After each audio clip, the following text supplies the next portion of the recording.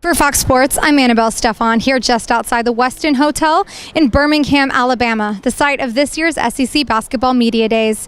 We had the chance to hear from LSU head coach Johnny Jones, who gave us his insight on year 2 with the Tigers program, as well as his thoughts on his top 10 recruiting class and the return of Johnny O'Brien. In this league, which I think is one of the most premier leagues in the country, I think you have to have guys out there that can match up with the elite. We're very fortunate with Johnny O'Brien returning from last year and didn't go out and have an opportunity to recruit a couple of guys or 2 or 3 guys that will allow us to be able to compete at a certain level. Certainly helps. How big a deal was it when Johnny decided to come back? It was huge for us because it was one of those things that we hadn't talked about. We thought that Johnny continued to improve at the end of the year. Scouts started showing up at our practices and games. Thought Johnny had put himself in position to be a draft pick last year and to come in, say that he enjoyed the year, felt like he'd improved immensely throughout, and was looking forward to coming back this year to hopefully, with his teammates, have an opportunity to improve. Where we were last year meant a lot to us. A lot of guys go out when they probably shouldn't, don't get drafted, or get drafted a lot lower than they expect. What does that say about maybe his maturity level that he didn't make that, fall into that trap? Well, I think if you look at an interview that he possibly had as a freshman, said he was coming in and hopefully he was a one and done, and to be a sophomore and to make that type of decision just showing how much he'd grown over the year, and really excited about him, and think if he continues to work that he's one of those guys who's made the right decision. He pointed out, Johnny, how much the weight he's lost and he's gotten into much better condition. Why do you think this was the time that those things happened? Well, I think at the beginning of the year, Johnny went through kind of an injury-riddled beginning of the season. I thought in the second half of the season that he, because of the work that he had put in and the improvement that he'd made, and he started averaging double-doubles. I think he may have led the league with 15 last year, and I thought he understood the performance night in and night out that he was giving our team was very impressive. So I think Johnny, yeah, what was the end of that? I just was wondering, why it sunk in, I guess, that he needed to lose weight and so on. Well, I think he saw the way that he improved last year and the impact that he had on our league. He had an opportunity to go to a couple of camps, LeBron James's camp and I think Stoudemire's camp, and compete against some of the other top guys in the country, and I think that was additional motivation for him. How much of the league changed from the time you left LSU as an assistant to the time you came back last year? As far as just did it change a lot since you saw him? Well, I think when you look at the number of players that was there, when you talk about Charles Barkley and those caliber guys have been in an Auburn, and you could just go down the line of the caliber players that were each school. I thought getting back we're a little down, but I think what has happened, and if you look at the league, I think it's on an upswing with the amount of talent that you have at each one of those programs now, and just continuing to get better. And when you look at what Kentucky's been able to do with their recruiting over the last few years, I just think it makes it special. How does this league get more teams in a tournament? I mean, you only got like 3 last year. How does it get more teams in a tournament? Is it scheduling? Is it everybody getting better? What is the secret? Well, I think the great thing for us is that when you look around this league and the great coaches that you have in the league and the caliber talent that we have in, I think the wins is the thing that I think is important doing your non-conference schedule early on, and I think when we compete against each other because of how close the league is, that you're going to knock each other off. But I just think it was one of those deals last year. Unfortunately, we didn't get as many teams in, but hopefully we'll get back to where we're getting 6 or 7 teams in. So much tradition at a place like LSU, second year. Where are you in the scale of trying to get back to that?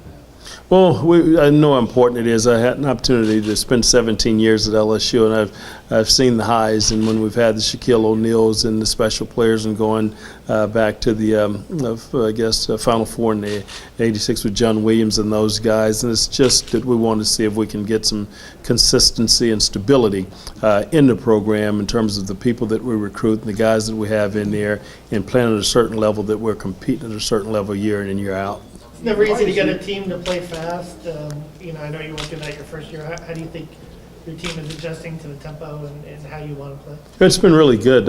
It's been a change, and I think that the guys have really welcomed with open arms. That's the way that I coached prior to when I was at the University of North Texas, and coming in, our guys was really opening up to playing at a quicker pace, and they really adjusted to it, and I thought it was very beneficial to their games as well.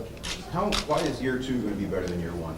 Well, I think, one, we have guys that are returning that understand what we're looking for and have really adapted. And then we've been able to go out and not just take care of some wants, but really some needs and concerns that we had from a year ago.